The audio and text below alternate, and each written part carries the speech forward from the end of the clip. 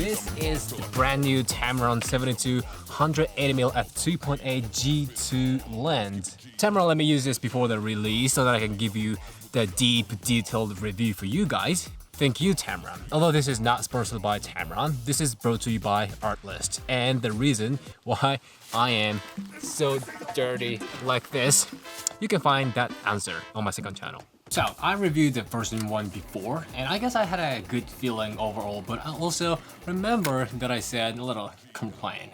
But anyway, let's be fresh and see what the hell this is capable of. And I am very interested in how this evolved from the Mark 1, the version 1, G1. Do I get fully satisfied with this time, or leave some complaint again? If you travel a lot, like go many different great places to capture moments you love, the telephoto zoom lens is the best friend, and for that, this is the great option.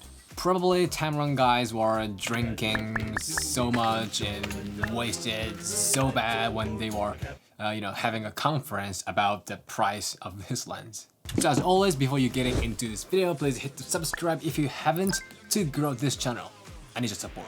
Okay, first, let's see the build quality and usability. So, obviously, the design got better.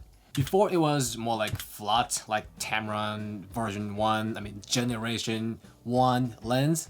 But now, pretty much all new Tamron lenses have a better shape for better grip like this. And I think it looks more like premium compared to old version, like the surface of this lens, but slightly it got bigger and heavier than the old version. Well, actually, I don't feel it, that much because this grip is making, better holding feel. But it looks like Tamron is committing to the performance ability upgrade more than the reduction of size and weight. Although it looks chunky like this, the mobility and usability are not that bad. You can tell it with those new switches and buttons. First, there is a zoom ring lock switch, as well as the old versions. If you lock it, it doesn't extend. If you unlock it, you can do the zoom. By the way, the zoom ring extension range is not that big, just 70mm to 180mm. Not that bad. And this got custom switches, like custom 1, 2, and 3. You can customize it by Tamron's utility app. Also one custom button. Plus one of major upgrades is that image stabilization. And there are more huge performance upgrades, so let's move on to the image quality. Okay, I'm not studying this from Sharpness because it must be good. It's impossible that this got worse. And actually, it's pretty good. Well, I'm gonna talk about this more later. But first, this has 30cm minimum focus distance, which you can get this big detail shot. It's a legit telephoto zoom lens, which is specialized for capturing the distant object, but also this can get a big and close detail like this. And same as the version 1, this has 70mm to 180mm and f2.8. Well, still, I can't believe that we can have this ability by $1,300. Basically, you can get a pretty much same experience as 70 to 100mm. If you use a clear image zoom, like those zooming functions, it's gonna be like a 70 to 270mm. And you know how much bokeh you can get at 180mm and f2.8. Massive. As if only that atmosphere was separated from the whole world. If your camera have a APS-C crop mode or you have APS-C cameras, try this. What's gonna be? Like 105mm to 270mm or even to 405mm on APS-C camera. Sharpness and detail. Well, I'm having a pretty good feeling about sharpness, detail, and color stuff. I'm always saying this, but recent Tamron lenses tend to have a great highlight depiction performance ability. Even when it's a little overexposed, especially highlight, it looks good. Highlight is making the whole image sharper. It's not edgy, it's gentle and mild, but it's working as a good spice for making the image sharp and rich. When it comes to the color, well, yeah, like same old classic Tamron vibe. I didn't do any special color grading and it just added contrast and saturation, but I noticed that there was more like a yellow and orange feel than white and blue. So I think this depends on you. How do you like it? Or don't you like it? Huh? Let me know in the comment below. Come on, I have a video conference from 2 o'clock.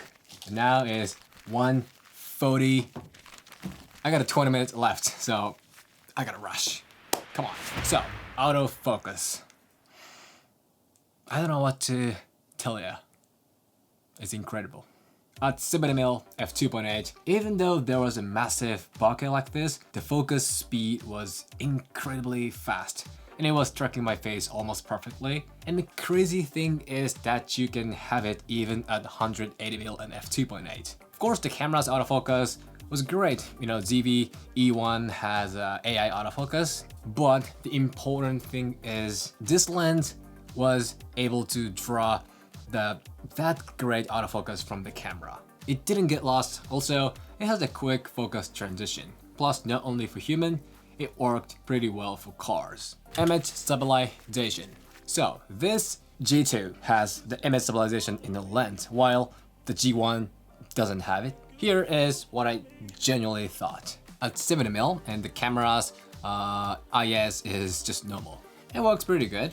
I didn't try that hard to make it stable. And 180mm and the camera's IS is also normal. Stabilization works pretty good. It reduced the tiny shakes a lot, but when I tried to pan, it was difficult to make it smooth, like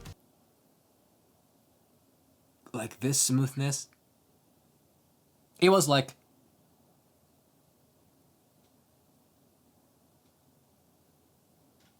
this. Maybe, possibly, this is because of the connection between the Sony camera and the Tamron lens. You know, I showed you before, third-party lenses tend to have a phenomenon like it gets unsmooth when the target gets out of that lens's area, lens's acceptable range, you know what I mean? Stabilization is good, but the motion is sometimes not smooth. I see that phenomenon here too. So I tried the active mode and now it got so much better. It's not that this lens IS doesn't work at all. What I want to say is you still have to care about the shake. You know, you still have to try to make it stable by your hand, even if this got IS inside. But anyway, I can say this G2 got so much better than G1 in IS. Of course, yeah, because G1 didn't have it. But let's expect more. I hope, this gets a little better in the future. Okay, this is it. I hope you guys enjoy it. So after seeing what this is capable of, do you still think Tamron guys were so drunk and made a huge mistake about the price of this lens? Or you think it's reasonable or it's too expensive?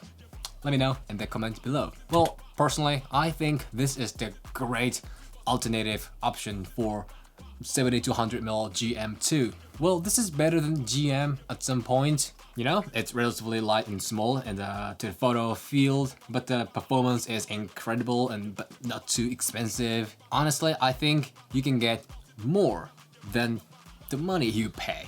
This is $200 more expensive than version 1, but definitely it's worth it. This evolution is totally worth the price. If you're a photographer, maybe the version 1 was already enough for you, but if you do the video a lot, G2 is so much better. And here is another new Tamron lens, which is this Tamron 17-50mm f4 lens. I got a club to sync the audio. So in the next video, let's dive deep in this. Okay, this is it. If you have any questions, just shoot me anytime, anywhere. And if you like this video, show me a thumb and then hit the subscribe. And I will see you in the next video. Ciao, mata.